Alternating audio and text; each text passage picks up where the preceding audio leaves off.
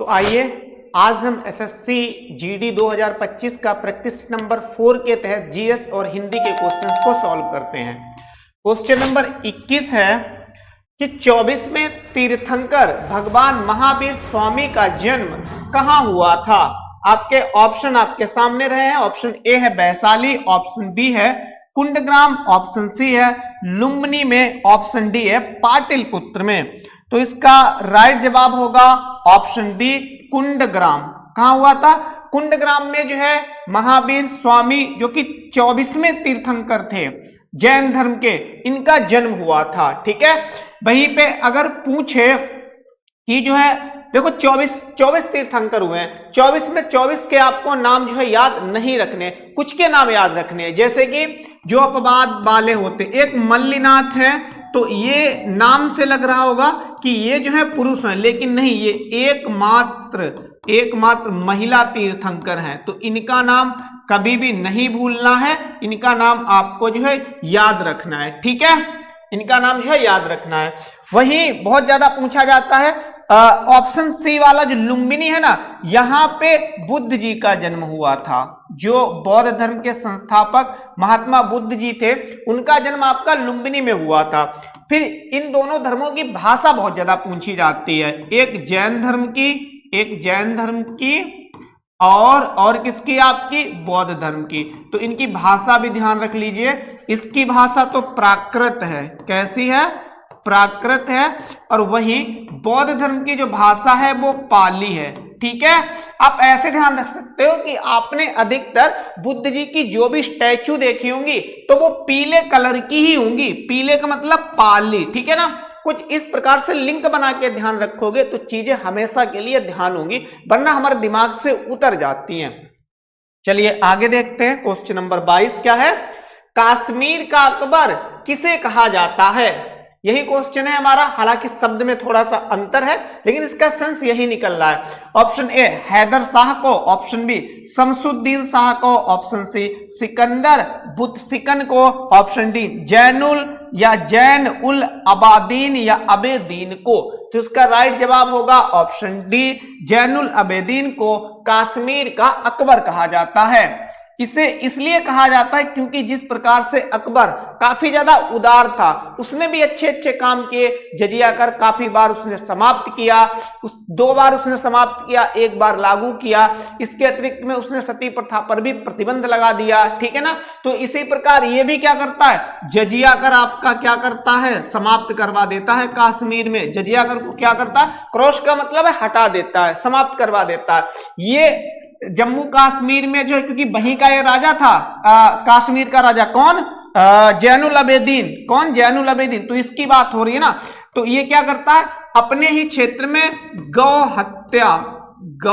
हत्या इस पर भी क्या करता है? प्रतिबंध लगा देता है कि बोलता है भाई अब हमारे साम्राज्य में कोई भी गौ हत्या नहीं करेगा, जो करेगा तो उसे पनिशमेंट दिया जाएगा। ठीक है, इसीलिए इसकी उदारता के कारण इसे कश्मीर का अकबर कहा गया। आज हम कोशिश करेंगे कि 40 मिनट के अंदर ही हम पूरे जो है 40 क्वेश्चन सॉल्व कर लें, इसलिए ज्यादा एक्सप्लेनेशन नहीं करूंगा। क्वेश्चन नंबर 23 है केशव चंद्र सेन के प्रयासों से बाल विवाह प्रथा को नियंत्रित करने हेतु 1872 ईस्वी के सिविल मैरिज एक्ट ने लड़कों के विवाह की न्यूनतम आयु 18 वर्ष तथा लड़कियों के विवाह की न्यूनतम आयु कितनी निर्धारित की। ठीक है, तो कह रहा है कि भाई लड़कों की आयु तो 18 इयर्स जो है वो डिफाइन की गई थी, निर्धारित की गई थी, लेकिन कह रहा है फिर गर्ल्स की कितनी आयु की गई? ऑप्शन ए है 14, 18, 16, इनमें से कोई नहीं। तो इसका जो राइट आंसर होगा वो ऑप्शन ए होगा, 14 वर्ष की गई थी। ऐसे एक आपको इससे ही मिलता जुलता एक एक्ट ध्यान रखना है, शारदा एक्ट। क्या नाम है? शारदा एक्ट आपका नाम है। ये आया था 1929 में। ठीक है ना, कब आया था? 1929 में आया था। बहुत बार पूछा गया, तो इसको भी ध्यान रखना है। क्वेश्चन नंबर 24 बीडी सावरकर ने क्रांतिकारी संगठन अभिनव भारत की स्थापना कहां की? स्थान पूछा गया है, बताइए इनमें से महाराष्ट्र में की, बंगाल में की, गुजरात में की या फिर उत्तर प्रदेश में की। अब इसको तो ऐसे काट सकते हो क्योंकि उत्तर भारत में लोग इतने जागरूक थे ही नहीं, है ना। तो ये जो है महाराष्ट्र में की जाती है, और कब की जाती है, तो 1904 में जो है आपके बीडी सावरकर का पूरा नाम है विनायक, डी से दामोदर और सावरकर, तो पूरा लिखा ही है, ठीक है ना। कभी कभी इनका पूरा नाम भी पूछा जाता है। क्वेश्चन नंबर 25, निम्नलिखित में से कौन सा मंडल रेडियो तरंगों के विक्षेपण के लिए उत्तरदायी है? समताप मंडल, आयन मंडल, मध्य मंडल, या ऑप्शन डी है आपका ओजोन मंडल। तो इसमें आपका राइट आंसर होगा ऑप्शन बी। इसके लिए जो जिम्मेदार परत है या जो मंडल है उसको हम आयन मंडल बोलते हैं। जो हमारा वायुमंडल है, क्या है, जो वायुमंडल है उसमें कुल 5 परतें हैं। कितनी है? 5 परतें। इनका नाम ध्यान रखो, थोड़ा इसके बारे में और हम थोड़ा और ध्यान रखते हैं इसके बारे में। क्या क्या नाम? जो सबसे पहली पड़ती है ना, तो उसको बोलते हैं क्षोभ मंडल, ठीक है, क्षोभ मंडल। क्या बोलते हैं? क्षोभ मंडल। दूसरे को बोलेंगे समताप मंडल। क्या बोलेंगे? समताप मंडल। फिर तीसरे को मध्य मंडल। क्या बोलेंगे? मध्य मंडल। फोर्थ को क्या बोलेंगे? आयन मंडल। क्या बोलेंगे? आयन मंडल। जो आयन मंडल यहां पे आंसर हुआ है तो ये है, ये वाली परत है आपकी। फिर जो सबसे ऊपर पाई जाती है उसको बोलते हैं बहिर्मंडल। क्या बोलते हैं? बहिर्मंडल, ठीक है। और इसके ऊपर जो चीज पाई जाती है उसी को हम क्या बोलते हैं? अंतरिक्ष बोलते हैं। क्या बोलते हैं? अंतरिक्ष बोलते हैं। जिसमें से जो पहली परत है क्षोभ मंडल, हमारे पृथ्वी पर जो भी वातावरणीय क्रियाएं होती हैं, जैसे कह सकते हो भौगोलिक जो दशाएं होती हैं, जैसे बारिश का होना, जैसे वर्षा का होना, बादल का बनना, आंधी तूफान आना, ये सभी जो है हमारी क्षोभ मंडल में ही होती है। इंग्लिश में इसे जो है ट्रोपोस्फेयर बोलते हैं, इसमें ही होती है। सप्ताह मंडल से आप एक ध्यान रखो, बहुत ज्यादा क्वेश्चन पूछा जाता है। O3 का मतलब है ओजोन जो परत है वो आपकी समताप मंडल में ही पाई जाती है। इससे एक चीज और ध्यान रखिए, इसका काम क्या है ओजोन का काम है जो प्रकाश से या सूरज से अल्ट्रावायलेट रेज आती हैं, मतलब पराबैंगनी जो किरणें आती हैं उसको ये रोक देती है, ऊपर भेज देती है, पृथ्वी तक नीचे नहीं आने देती। इसलिए जो ओजोन परत है वो हमारे लिए बहुत इंपॉर्टेंट है। ओजोन परत की मोटाई बहुत ज्यादा पूछी जाती है कि किसमें मापी जाती है, तो डॉबसन, ध्यान रखोगे, डॉबसन किसमें मापी जाती है? डॉबसन में मापी जाती है। और जो है पूछा जाता है कि भाई ओजोन डे कब मनाया जाता है, तो 16 सितंबर को। कब मनाया जाता है? 16 सितंबर को आपका ओजोन डे मनाया जाता है, ठीक है। इतना हमें ध्यान रखना है। क्वेश्चन नंबर 26, निम्नलिखित में से कौन सी नदी पीर पांजाल श्रेणी में बेरीनांग के निकट से निकलती है? बेरीनांग के निकट से निकलती है तथा बूलर झील से होकर बहती है। कहां से? बूलर झील से होकर बहती, तो इनमें से कौन सी होगी? चेनाब, झेलम, राबी अथवा ब्यास। तो ऑप्शन बी इसका राइट आंसर होगा। झेलम नदी जो है वो जो बूलर झील है उसके पास से ही होके बिल्कुल बहती है, और झेलम नदी का ही पानी आपका बूलर लेक में जाता है। बूलर लेक से संबंधित एक क्वेश्चन ध्यान रखिए, बहुत बनता है। कहां पड़ेगा? मैं कह रहा हूं कहां पड़ेगा, सॉरी, कहां पड़ेगी? तो जम्मू कश्मीर में पड़ेगी। और जो है ये एशिया की आपकी जो बूलर लेक है ना, ये एशिया की कैसी है? एशिया की सबसे बड़ी मीठे पानी की झील है। मीठे पानी की झील है, ठीक है ना। तो इसको भी ध्यान रखना क्योंकि ये क्वेश्चन बहुत बार हमारा बनता है। ओके, चलिए क्वेश्चन नंबर 27 पे चलते हैं। कह रहा है सूची 1 है, सूची 2 है, इनको आपको आपस में मिलाना है। ये कुछ खनिज पदार्थ दिए गए हैं, ये क्या आपके दिए गए? मिनरल्स दिए गए हैं, और ये कुछ साइट्स है। साइट्स का मतलब स्थान है, कुछ खाने हैं, खदान है। मिलाना है कि कौन सा जो खनिज पदार्थ है कौन सी साइट पे अथवा कौन सी खान में कहां से प्राप्त होता है। तो बॉक्साइट आपका अमरकंटक से बिल्कुल राइट है, सही मिला हुआ है। मतलब पहला जो है वो इसमें मिलेगा क्योंकि बॉक्साइट आपकी अमरकंटक से निकाली जाती है। अमरकंटक जो है छत्तीसगढ़ और एमपी दोनों में पड़ता है, ठीक है ना, ध्यान रखोगे। तांबा आपका खोदरीबा यहां से निकाला जाता है। लौह अयस्क बैला डीला की खान बहुत फेमस है, ये पूछा जाता है मिलाने के लिए डायरेक्ट ऐसे वन फैक्ट के रूप में भी आता है, मतलब वन लाइनर में भी क्वेश्चन पूछा जाता है कि जो बैलाडीला है वो किसकी खान है, तो लौह अयस्क की खान है। और ये भी आपकी कहां पड़ती है बैलाडीला, तो छत्तीसगढ़ में पड़ेगी। कहां पड़ेगी? छत्तीसगढ़ में। और जो बैलाडीला की खान है ये जो है एशिया की, थोड़ा ध्यान रखना भाई, यहां पे बढ़िया फैक्ट है ये, एशिया की सबसे बड़ी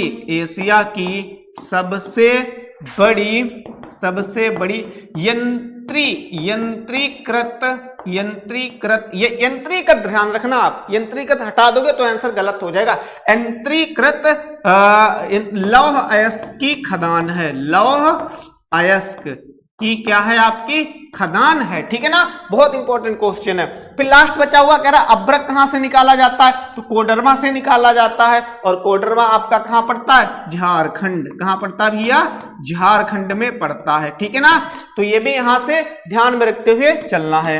आगे क्वेश्चन नंबर 28, निम्नलिखित में से किस प्रकार के वनों में सर्वाधिक जैव विविधता पाई जाती है। जब भी जैव विविधता की बात आती है और मैं क्वेश्चन कोई भी सॉल्व करूं, अगर जैव विविधता आ जाती है तो उसमें बहुत अच्छी तरीके से मैंने समझाया हुआ भी है, तो ये गलत नहीं क्वेश्चन होना चाहिए। उष्णकटिबंधीय वर्षा वनों में, शीतोष्ण कटिबंधीय वर्षा वनों में, शंकुधारी वनों में या उत्तर ध्रुवीय वनों में। इसको ऐसे ही काट सकते हो, इसको भी काट सकते हो। क्यों? क्योंकि जैव विविधता का मतलब होता है जहां पर सबसे अधिक जीव जंतुओं, पेड़ पौधों की प्रजातियां पाई जाती हैं, उसी को हम जैव विविधता बोलते हैं। तो सबसे ज्यादा जैव विविधता वहीं पे होगी, ठीक है ना।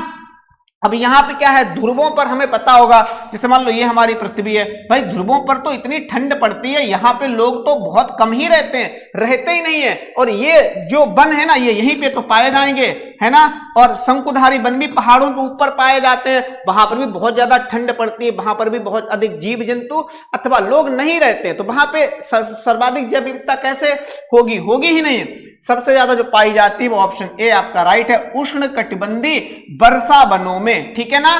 वर्षा वनों में सर्वाधिक जैव विविधता पाई जाती है। जैसे आपने सुना होगा अमेज़न का जंगल, सुना है कि नहीं सुना है भाई? अमेज़न का जो जंगल है, जहां से जो अमेज़न रिवर होके बहती है, तो वो कैसा है? उष्णकटिबंधीय वर्षा वन है। और अगर पूछे कि जो है ठीक है, हाँ चलिए आगे देखते हैं भाई, वही बात मैं दोबारा बताने वाला था, क्या फायदा है उसका। 29, क्वेश्चन नंबर 29 क्या? भारतीय संविधान में राज्य के नीति निर्देशक सिद्धांतों का विचार लिया गया है। पॉलिटी डायरेक्ट जो है पॉलिटी के किससे भाग से क्वेश्चन आया हुआ है, ठीक है ना। मतलब जो संविधान के प्रावधान है वो कहां से लिए गए, तो उससे क्वेश्चन आया हुआ है। ऑप्शन ए कह रहा है आयरलैंड के संविधान से, ऑप्शन बी कह रहा है कनाडा के संविधान से, ऑप्शन सी कह रहा है दक्षिण अफ्रीका के संविधान से, ऑप्शन डी कह रहा है ब्रिटेन के संविधान से। तो बताइए भाई किसके संविधान से ऐसा किया गया है? तो यहां पे जो नीति निर्देशक सिद्धांत हैं वो जो है आयरलैंड के संविधान से लिए गए हैं। किसके? आयरलैंड के संविधान से लिए गए हैं। आयरलैंड के संविधान से ना कि सिर्फ डीपीएसपी लिए गए हैं, डीपीएसपी लिए गए, बल्कि जो हमारे देश में राष्ट्रपति होता है ना, क्या होता है? राष्ट्रपति होता है, उसके निर्वाचन की जो प्रक्रिया है, क्या है? निर्वाचन की प्रक्रिया है, तो वो भी कहां से ली गई है? आयरलैंड के कॉन्स्टिट्यूशन से ही ली गई है। अगर हम बात करें डीपीएसपी की, थोड़ा सा देख लीजिए यहाँ पे डीपीएसपी की बात करें तो ये जो है आपके 36 से, अनुच्छेद 36 से 51 तक दिए गए हैं, ठीक है ना। कहां से कहां तक? 36 से 51 तक दिए गए हैं। ओके, चलिए आगे देखते हैं। कनाडा के संविधान से भी भारतीय संविधान में कुछ लिया गया है, तो उसे बोलते हैं संघीय व्यवस्था। क्या बोलते हैं? संघीय जो व्यवस्था है भारत की, वो कनाडा के कॉन्स्टिट्यूशन से ली गई है, वहां से प्रेरित है कह सकते हैं। दक्षिण अफ्रीका के संविधान से क्या लिया गया है? तो दक्षिण अफ्रीका के संविधान से जो हमारे संविधान में संशोधन किए जाते हैं, संविधान संशोधन की जो प्रक्रिया है वो साउथ अफ्रीका के संविधान से ही ली गई है, वहीं से प्रेरित है, ठीक है। चलिए आगे बढ़ते हैं। क्वेश्चन नंबर 30, नेक्स्ट क्वेश्चन क्या है? विधानसभा में किसी दल के निर्वाचित सदस्यों के दल बदल पर निम्न में से किसने प्रतिबंध लगाया। अब नीचे आपके संविधान संशोधन है, कह रहा है कि इनमें कौन सा आंसर होगा। ऑप्शन ए संविधान के 52वें संशोधन के तहत, या आपके 42वें संशोधन के तहत, या फिर 44वें संशोधन के तहत, या फिर उपरोक्त में से कोई नहीं। तो इसका जो राइट आंसर हो जाएगा वो ऑप्शन ए, मतलब संविधान के 52वें संशोधन के तहत जो दल बदल होता है, जो नेता लोग क्या करते हैं, दल बदल करते हैं ना, पार्टी चेंज करते रहते हैं, तो उसी पे प्रतिबंध लगाता है। और ये 1985 में, कब, 1985 में लागू भी हो गया यही जो संविधान संशोधन है वो। ठीक है, चलिए 42वां संविधान संशोधन हमारा बहुत ज्यादा हमारे एग्जाम में पूछा जाता है, इंपॉर्टेंट है। तो ये जो है 1976 में किया गया था, और ये बहुत बड़ा है, इसीलिए इसे हम क्या बोलते हैं, मिनी संविधान भी बोलते हैं। क्या बोलते हैं, मिनी संविधान भी हम इसी को बोलते हैं, क्योंकि इसमें बहुत ज्यादा परिवर्तन किए गए। एक तो जो हमारे संविधान की प्रस्तावना है, क्या है, प्रस्तावना है, उसमें परिवर्तन किए गए और 3 शब्दों को जोड़ दिया गया इसी के तहत, इसी संविधान संशोधन के तहत। फिर क्या किया गया, फिर समझ लीजिए आप किया गया है कि आपके 5 विषय, क्या किया गया, जो 5 विषय थे उन्हें राज्य सूची से संवर्ती सूची में ट्रांसफर कर दिए गए। इसमें संवर्ती सूची में ट्रांसफर कर दिए गए। ठीक है, इसको भी ध्यान रखना है। फिर 44वां संविधान संशोधन, ये भी बहुत इंपॉर्टेंट है। 44वें संविधान संशोधन के तहत बस पहले ये ध्यान रखो, ये 1978 में किया गया। कब किया गया, ईयर भी बहुत ज्यादा पूछता, 1978 में किया गया। और जो है इसके तहत पहले हमारे जो मूल अधिकार 7 थे, लेकिन वर्तमान में 6 बचे हैं। जो एक मूल अधिकार कम हुआ ना, कम हुआ, तो ये जो है कौन सा कम हुआ आपका, संपत्ति का अधिकार। ये जो है मूल अधिकार ना रह के खाली अधिकार रह गया है, तो वो 44वें संविधान संशोधन के तहत ही किया गया था। ओके, चलिए क्वेश्चन नंबर 31, भारत में प्रचंड बेरोजगारी किस क्षेत्र में पाई जाती है। अब इस क्वेश्चन को करने के लिए सबसे पहले तो आपको समझना पड़ेगा कि प्रचंड बेरोजगारी होती क्या है ना। तो अब आपको बेरोजगारी के प्रकार हैं वो भी पढ़ने पड़ेंगे, तो मैं इसके बारे में थोड़ा सा बता देता हूं, तब आप आंसर इजीली कर लोगे। प्रचंड बेरोजगारी का मतलब है, सीधी सी बात है, मान लो कोई काम हो रहा है यहां पे, ठीक है, और 2 लोग काम कर रहे हैं, लेकिन वही इस काम को करने के लिए सिर्फ 2 ही लोगों की आवश्यकता भी है। क्या है, आवश्यकता सिर्फ 2 लोगों की ही है, लेकिन 2 लोग और आ जाते हैं, वो भी बोलते हैं भैया हम भी खाली हैं, हम भी यही काम करवाएंगे, वो भी करवाने लगते हैं। ठीक है ना, क्या करवाने लगते हैं, वो भी। तो टोटल में लोग कितने हो गए, 4, लेकिन आवश्यकता कितने लेबरों की थी, ओनली 2 लेबरों की आवश्यकता थी। तो इसी को बोलते हैं कि जहां पे ज्यादा लेबरों की आवश्यकता ना हो और आवश्यकता से अधिक लोग काम करते हो, तो उसी को बोलते हैं, उसी स्थिति को बोला जाता है कैसी, बेरोजगारी, प्रचंड बेरोजगारी। तो कह रहा है कि किस क्षेत्र में पाई जाएगी, कृषि क्षेत्र में, सेवा क्षेत्र में, व्यापार क्षेत्र में, औद्योगिक क्षेत्र में। तो ये जो सबसे ज्यादा पाई जाती है वो आपकी कृषि क्षेत्र में पाई जाती है, क्योंकि पता होगा भारत में जो है गांव में सबसे ज्यादा कृषि होती है। कहां होती है, गांव में कृषि होती है। गांव में बारिश का जब मौसम आता है ना, बरसात का, तो सारे लोग खाली होते हैं, तो सभी लोग खेत ही पहुंच जाते हैं, बल्कि इतने लोगों का काम नहीं होता है, फिर भी सारे लोग कहां पहुंच जाएंगे, खेत में पहुंच जाएंगे। तो इसलिए इसका आंसर क्या होगा, कृषि क्षेत्र ही होगा। ओके, क्वेश्चन नंबर 32, जाइलम निम्नलिखित में से किसके परिवहन में सहायक होता है या सहायता करता है। तो ऑप्शन बी इसका राइट जवाब होगा, पानी। क्वेश्चन नंबर 33, 5 जगत वर्गीकरण का प्रस्ताव किसने दिया था। साइंस का क्वेश्चन है। अर्नेस्ट मेयर ने दिया था, R.H. व्हिटेकर ने दिया था, M.W. बेजे रिनक ने दिया था, या D.I. इवानोवस्की ने दिया था। तो इसका राइट जवाब हो जाएगा, जो 5 वर्गीकरण का सिद्धांत है वो R.H. व्हिटेकर ने दिया था। ध्यान रखना, इस वर्गीकरण का मतलब यही है कि पृथ्वी पर जो भी जीव जंतु पाए जाते हैं उनको जो है इन्होंने R.H. व्हिटेकर ने कुल 5 भागों में बांट दिया था। इसी को बोला गया जो है 5 जगत वर्गीकरण। ठीक है, चलिए क्वेश्चन नंबर 34, गैलीलियो के जड़त्व के नियम को और किस नाम से जाना जाता है? तो जो पहले वाला प्रैक्टिस सेट था उसमें भी ऐसा ही कुछ क्वेश्चन आया था जो गति के नियम थे, तो उस पर मैंने बहुत अच्छी तरीके से बताया था। अगर आपने सही से पढ़ा होगा, प्रैक्टिस सही से की होगी, सही से सुना होगा, तो इसका जवाब आपसे हो जाएगा। ठीक है ना, आंसर मतलब दे लोगे आराम से। कह रहा गति का नियम, न्यूटन का पहला नियम, न्यूटन का दूसरा नियम और न्यूटन का तीसरा नियम। तो बस मैंने एक ही चीज तो बताई थी, जड़ क्या बताई थी? जड़ से क्रिया। क्या बताई थी? जड़ से क्रिया। ये न्यूटन का पहला नियम है, ये न्यूटन का दूसरा नियम है और ये न्यूटन का तीसरा नियम है। अब क्वेश्चन में आंसर के लिए हिंट भी कर रहा है, कह रहा है जड़त्व का नियम। अब बताओ भाई इनमें से जड़त्व का नियम कौन सा? जड़ से जड़त्व का नियम, से बताया था संवेग का नियम और क्रिया से बताया था क्रिया प्रतिक्रिया का नियम। तो आंसर क्या होना चाहिए? न्यूटन का कौन सा नियम होगा भाई? पहला नियम होगा। तो ऑप्शन बी जो है राइट आंसर होगा। फिर क्वेश्चन नंबर 35, निम्नलिखित में से कौन सा यंत्र धातु भट्टियों के अंदर के तापमान को मापने के लिए सबसे उचित है? सबसे उचित है पाइरोमीटर, थर्मोकपल, थर्मोमीटर या थर्मिस्टर। तो ये तो आप ऐसे काट सकते हो क्योंकि ये आपने कहीं मीटर सुने ही नहीं होंगे, है ना। ये तो ऐसे उसने दे रखे हैं ऑप्शन को भटकाने के लिए।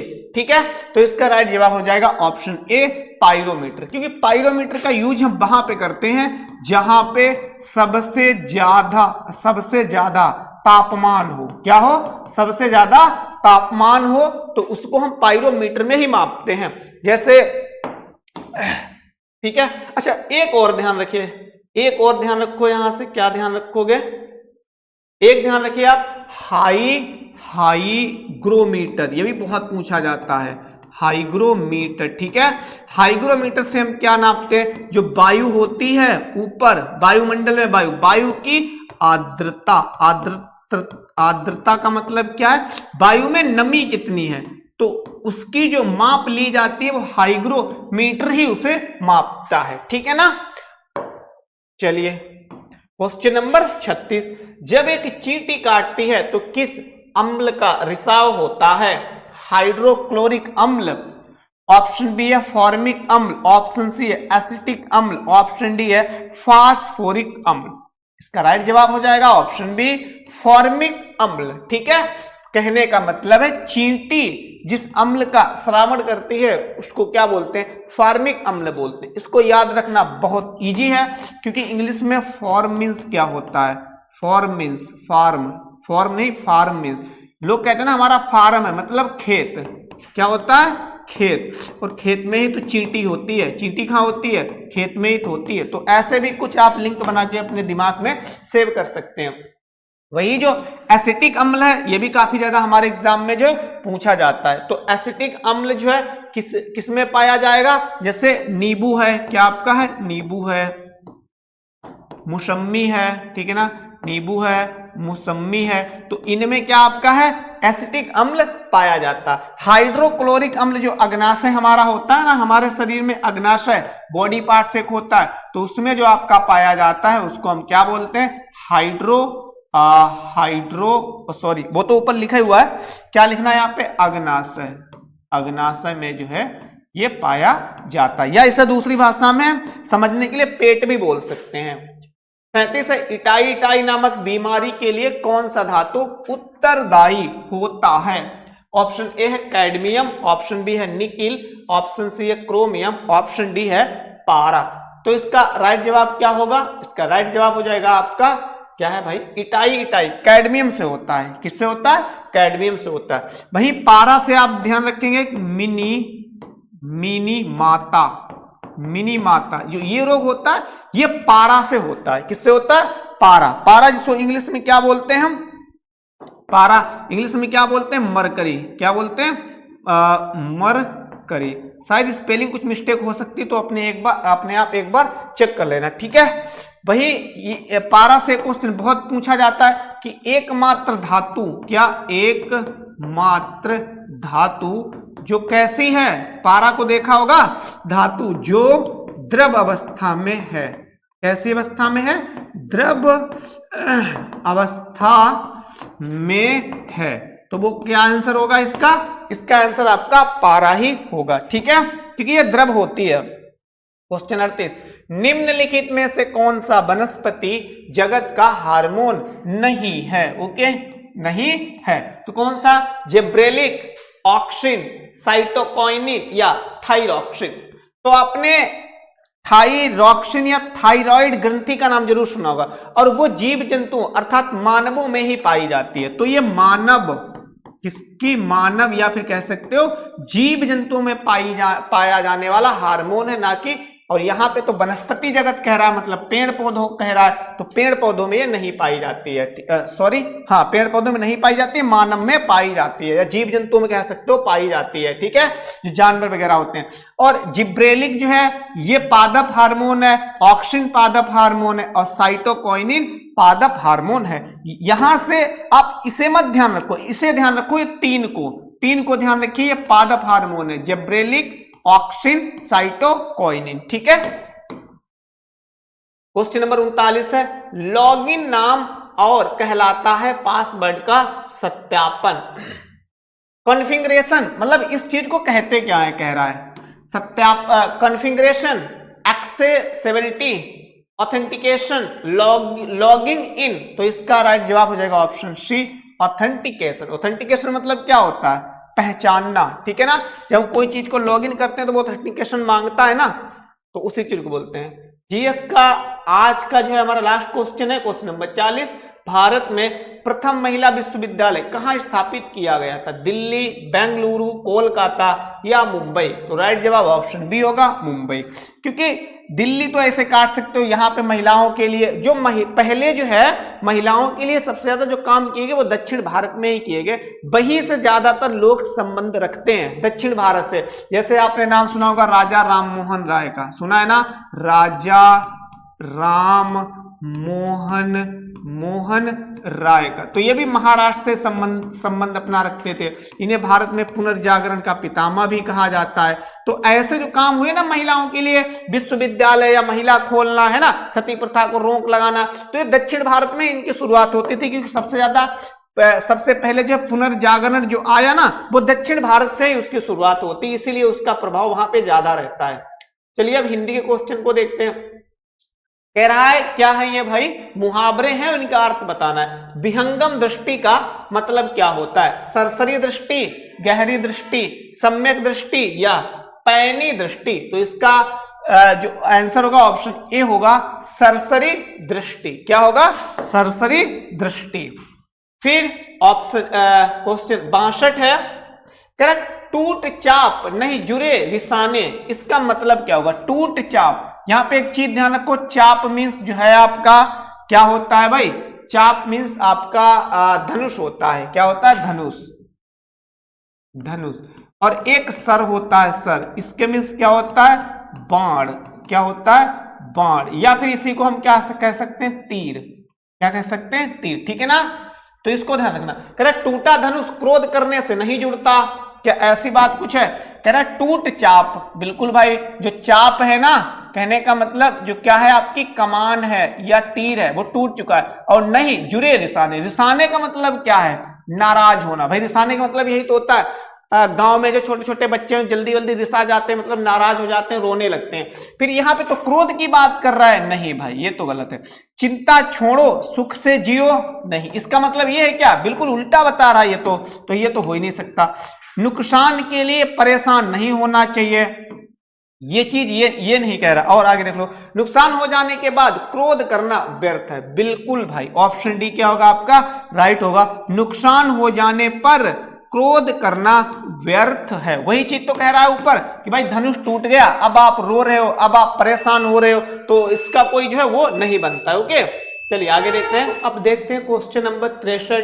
पहले इंस्ट्रक्शंस जो ऊपर निर्देश दिए गए इन्हें पढ़ लेते हैं। क्या इसमें हमें छांटना क्या है? कह रहा है 4 वाक्यों में 1 वाक्य शुद्ध है और 3 शुद्ध वाक्य को चुनिए। पहला वाक्य, वह एक महिला विद्वान थी। तो पहली बात तो महिला जो है, महिला के साथ में विद्वान नहीं आता है, तो ये ऑप्शन आपका क्या हो जाएगा? गलत हो जाएगा। फिर वह एक विदुषी महिला थी, बिल्कुल ऑप्शन बी आपका क्या होगा?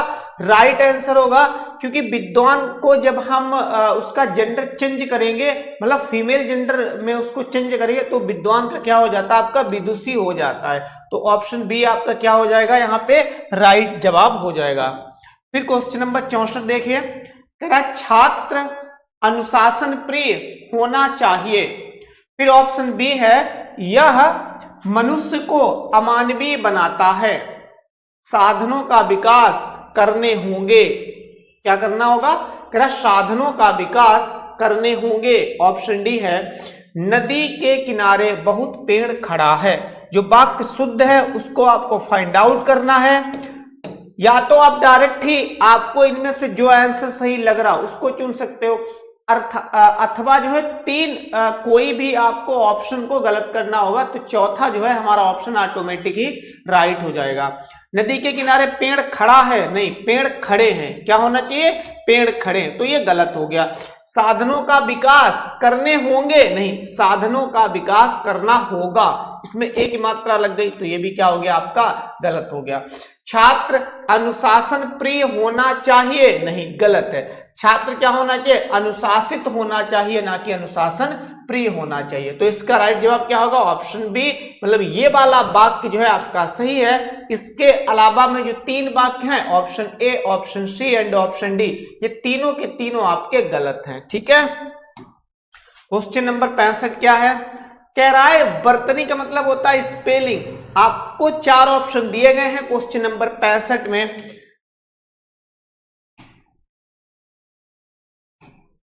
कौन कौन से हैं, ऑप्शन ए है अप्रत्याशित, कह रहा है इसकी सही स्पेलिंग क्या होगी। अप्रत्याशित होती है, बड़ा की मात्रा नहीं भाई, छोटा की मात्रा लगती है। फिर इसमें भी बड़ा की मात्रा आ गई है तो काट सकते हो। अप्रत्याशित या अप्रत्याशित, तो बड़ी की पाई लगती है कि छोटी की, तो इस वाले सा में भी छोटी की पाई लगती है। तो ऑप्शन आपका जो सी वाला है उसकी वर्तनी सही है, अर्थात 65 का जो आंसर होगा वो ऑप्शन सी इसका राइट जवाब होगा। फिर क्वेश्चन नंबर 66 में कह रहा है कि इसमें जो सही वर्ड है, जो सही वर्ड की मीनिंग है उसको छांट दीजिए, आप उसको फाइंड आउट करिए। श्रुत, श्रुत होता है, श्रुत एक्चुअली में जो वर्ड है वो स्रोत है। कह रहा है स्रोत को कैसे लिखा जाएगा, तो ये भी नहीं, ये भी नहीं। स्रोत ऐसे लिखा जाता है, बिल्कुल नहीं। स्रोत आपका कैसे लिखा जाता है, ऑप्शन डी क्वेश्चन नंबर 66 का क्या होगा, राइट जवाब होगा। फिर क्वेश्चन नंबर 67, इसमें क्या है, कह रहा वाक्यांश के एक शब्द आपको जो है बताना है। वह स्त्री जिसका पति परदेश से आने वाला हो, तो उसको क्या कहेंगे। ऑप्शन ए है आगत पतिका, ऑप्शन बी है प्रोसित पतिका, ऑप्शन सी है प्रवत्यस पतिका, ऑप्शन डी है आगम्यस्यति पतिका। तो इसका राइट जवाब जो होगा वो होगा ऑप्शन डी आगम्यस्यति पतिका, इसका राइट जवाब होगा।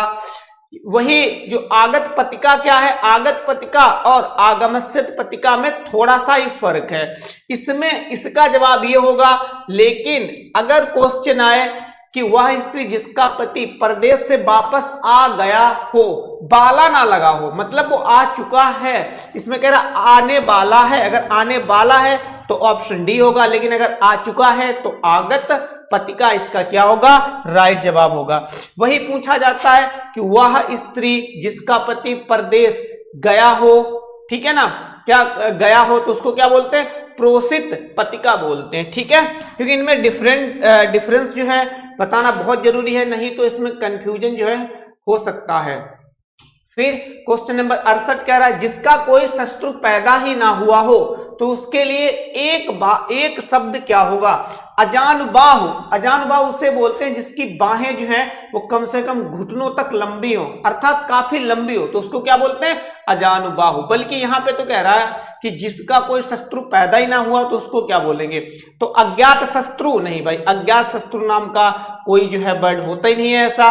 अजात पूर्व, गलत, अजात शत्रु। ऐसे ही हम जब हिस्ट्री में भी पढ़ते हैं तो उसमें भी आपका क्या आता है, अजात शत्रु आता है, और उसका मतलब यही होता है कि जिसका कोई शत्रु हो ही ना अथवा पैदा ना हुआ हो। फिर इसमें क्या कह रहा है भाई, देख लीजिए इंस्ट्रक्शंस में 69 से 72 तक जो क्वेश्चन करने होंगे वो इस इंस्ट्रक्शन पर आधारित हैं। कह रहा उचित शब्दों द्वारा पूर्ति के लिए 4 विकल्प दिए हैं, उपयुक्त विकल्प चुनिए। कह रहा सत्य और अहिंसा का संबंध है। कैसा संबंध है सत्य और अहिंसा के बीच में? विकट संबंध है? नहीं भाई, सत्य और अहिंसा का जो संबंध है वो विकट नहीं। विकट जैसे कहीं पे लड़ाई हो रही हो तो उसमें कह सकते हो कि हाँ भाई विकट लड़ाई हो रही है। इसके बीच में आपको संबंध दर्शाना है तो इसके लिए विकट का यूज नहीं होगा। घनिष्ठ संबंध है, बिल्कुल। क्या बोलते हैं? घनिष्ठ संबंध है। सत्य और अहिंसा का क्या है आपका? घनिष्ठ संबंध है। ठीक है, चलिए क्वेश्चन नंबर 70, मानसरोवर तक पहुंचना और डैश डैश डैश दिया है, आगे है, तो इनमें से कौन सा ऑप्शन आपका राइट होगा? निर्गम। निर्गम का मतलब होता है जहां पे रास्ता ही ना हो तो उसको क्या बोलते हैं? निर्गम। क्या मानसरोवर तक पहुंचना निर्गम है? मतलब रास्ता ही नहीं है भाई, रास्ता है तभी तो लोग जाते हैं। फिर कह रहा दुर्गम है, बिल्कुल आंसर क्या आना चाहिए? ऑप्शन बी, मानसरोवर तक पहुंचना दुर्गम है। दुर्गम का मतलब होता है जहां पर पहुंचना थोड़ा सा कठिन हो। कैसा हो? कठिन हो, तो उसको बोलते हैं हम दुर्गम। दुर्लभ बोला जाता है जिसको पाना कठिन हो। क्या? जिसको प्राप्त करना अथवा क्या करना, पाना क्या हो? कठिन हो, तो उसको क्या बोलते हैं हम? उसको बोलेंगे हम दुर्लभ। ठीक है। दुष्कर्म क्या होता है? दुष्कर्म, दू का मतलब जहां पे लग जाएगा, दू का मतलब निगेटिव सेंस में जाता है, खराब या फिर गंदा, है ना। तो दुष्कर्म का मतलब होता है गलत, कर्म का मतलब काम। जो गलत काम होता है तो उसको ही हम क्या बोलते हैं? दुष्कर्म बोलते हैं। क्वेश्चन नंबर 71 है, सांप्रदायिकता की आग देश में क्या हुई? समाई है। देश में समाई हुई है, पनपी हुई है, भड़की हुई है या लगी हुई है? आपने अक्सर अगर आप न्यूज पढ़ते हैं, पेपर अथवा सोशल मीडिया पे ऐसी खबरें आती रहती हैं कि भाई किसी नेता ने जो है अपनी स्पीच में कुछ ऐसा बोल दिया जिससे सांप्रदायिकता भड़क गई। ठीक है ना। तो यहाँ पे जो किस वर्ड का यूज होगा? भड़की का यूज होगा। यहाँ पे क्या हमें भरना चाहिए? भड़की। ठीक है ना। यही आपका क्या होगा? ऑप्शन सी वाला राइट जवाब होगा। ओके, चलिए 72, भारत की फिर डैश की रक्षा करना प्रत्येक भारतीय का कर्तव्य है। कह रहा इसमें राइट आंसर क्या होगा? ऑप्शन बी है, ए मैंने बोला नहीं, मैं बी बोल रहा हूं। ऑप्शन ए है अन्विता, ऑप्शन बी है सुस्मिता, ऑप्शन सी है अस्मिता, ऑप्शन बी है विस्मिता। तो इसका राइट जवाब हो जाएगा option B, Susmita. Susmita means होता है मुस्कान। क्या मतलब होता है? मुस्कान। ओके, क्या होता है? मुस्कान। ठीक है, चलिए फिर क्वेश्चन नंबर 73 देखिए, इसमें करना क्या हमें? जो गलत इसमें से ये आपका वाक्य है और इसका जो पोर्शन, जो भाग गलत है उसी को आपको फाइंड आउट करना है कि आखिरकार में गलती कहां पर है। व्यक्ति के हर प्रकार के कष्टों को वह पल भर में दूर करती है।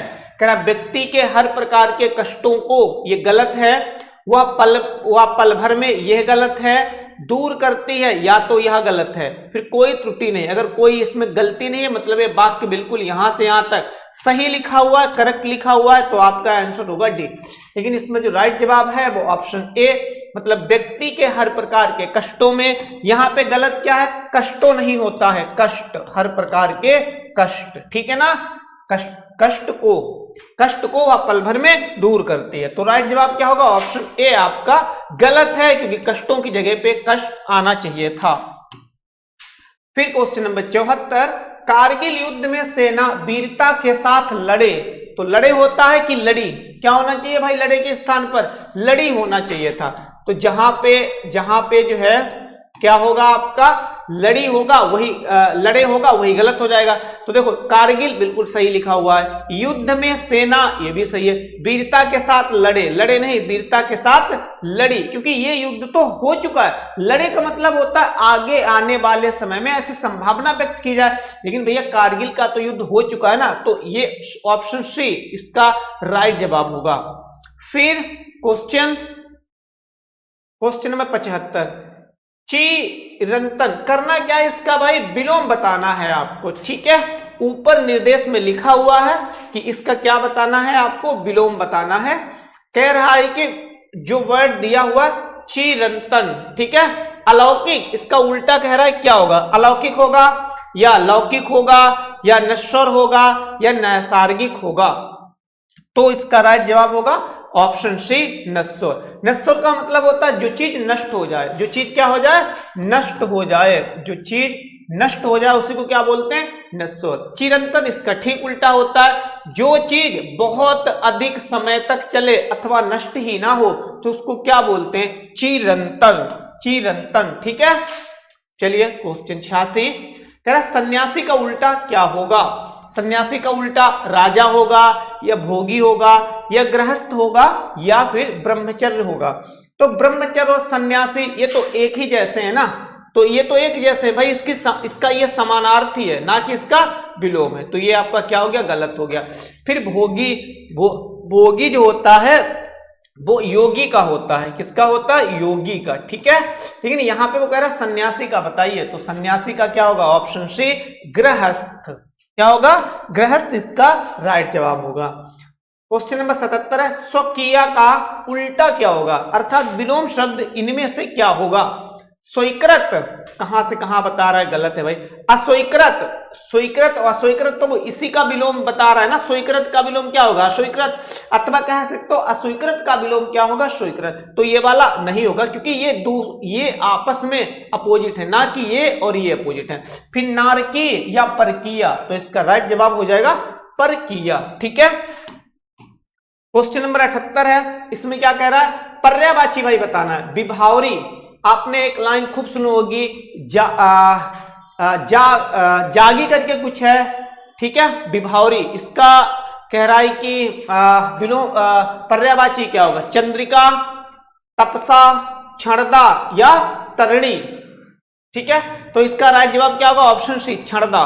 क्षणदा का मतलब क्या होता है, रात, क्या मतलब होता है इसका, रात। और विभावरी भी किसका होता है, रात्रि या रात का ही आपका पर्यायवाची, ये दोनों हैं। ठीक है, क्वेश्चन 79 क्या है, तरड़ी, दो शब्द होते हैं भाई, तरड़ी और ये तो तरड़ी है, क्या है ये, इधर देखिए ये क्या है, ये तरड़ी है, तरड़ी, और एक क्या होता है, तरड़ी, तरड़ी, तरड़ी।